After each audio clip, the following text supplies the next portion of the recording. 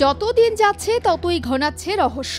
সিঙ্গাপুরের north east ফেস্টিভ্যালে যোগ দিতে গিয়ে 20শে সেপ্টেম্বর সাঁতার কাটার সময় রহস্যজনকভাবে মৃত্যু হয় গায়ক জুবিন গার্গের। বিদেশের মাটিতে অসমের ভূমিপুত্রের এহেন আকস্মিক প্রয়াণে অনেকেই ষড়যন্ত্রের আঁচ পেয়েছেন। তার ভিত্তিতেই অসমের মুখ্যমন্ত্রী হেমন্ত বিশ্ব শর্মার নির্দেশে জুবিন গার্গের মৃত্যু তদন্তের জন্য সিট গঠন করে অসম সরকার।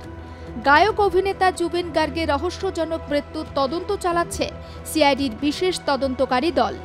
তদন্তের অংশ হিসাবে রবিবার সিআইডি অফিসে তলব করা হয় অভিনেত্রী বৈশালী মেধি ও গায়িকা মেঘনা বরপূজারীকে। মেঘনা বরপূজারী জুবিনের সঙ্গে 3 বছর সহ গায়িকা হিসাবে কাজ করেছেন। আত্মসহায়ক এবং ফেস্টিভ্যাল ম্যানেজারের পর তদন্তকারীরা বৃহস্পতিবার গ্রেপ্তার করল তার ব্র্যান্ডের সঙ্গী শেখরজ্যোতি গোস্বামী এবং সহশিল্পী অমৃতপ্রভা মহন্তকে। এর ফলে এই মামলায় মোট গ্রেপ্তারের সংখ্যা এ পর্যন্ত দাঁড়ালো 4। 25শে সেপ্টেম্বর প্রথম গ্রেপ্তার হন জুবিনের টিমের ড্রামার শেখরজ্যোতি Goswami.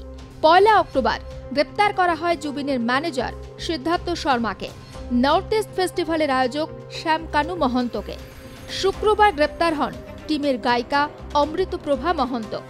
19শে September north east India ফেস্টিভ্যালের পার্টিতে জুবিনের সঙ্গে উপস্থিত ছিলেন এই 2 শিল্পীও।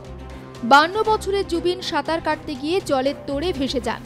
শেখরজ্যোতি গোস্বামীকে তার খুব কাছাকাছি সাঁতার কাটতে দেখা যায়। সেই ভিডিও ফুটেজ ইতিমধ্যে ভাইরাল সোশ্যাল মিডিয়ায়। মহন্ত পুরো ঘটনাটি নিজের মোবাইলে রেকর্ড করেন। গত 6 দিন ধরে দুজনকে জিজ্ঞাসাবাদ করছিল পুলিশ। শ্যাম কানুর মহন্তর বাড়িতে তল্লাশি করে মেলে সরকারি বেসরকারি বিভিন্ন দপ্তর ও সংস্থার 28টি ভুয়ো শিলমোহর। তদন্ত করতে গিয়ে মিলেছে একাধিক প্যান কার্ডও।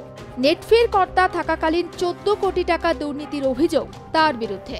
জুবিনের ম্যানেজার সিদ্ধার্থ শর্মা ও ফেস্টিভ্যালের ম্যানেজার শ্যাম কানু মহন্তর বিরুদ্ধে প্রথমে খুনের উদ্দেশ্য না হলেও দায়িত্বজ্ঞানহীনভাবে মৃত্যুর কারণ হওয়া, অপরাধমূলক ষড়যন্ত্র এবং অবহেলাজনিত মৃত্যুর অভিযোগ আনা হয়।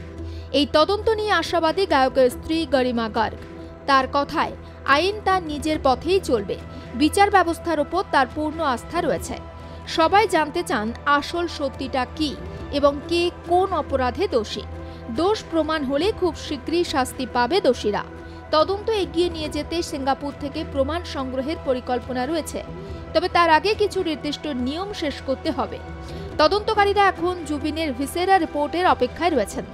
10 অক্টোবর পাওয়া যাবে সেই রিপোর্ট। জুবিনের মৃত্যুর ধোঁয়াশা যেন কাটতেই চাইছে না। তিনি সাঁতার কাটতে পারতেন, জলে ডুবে মৃত্যু সম্ভব নয়। অনেকে মনে করছেন তাকে খুন করা হয়েছে। ব্যুরো রিপোর্ট, আর প্লাস নিউজ।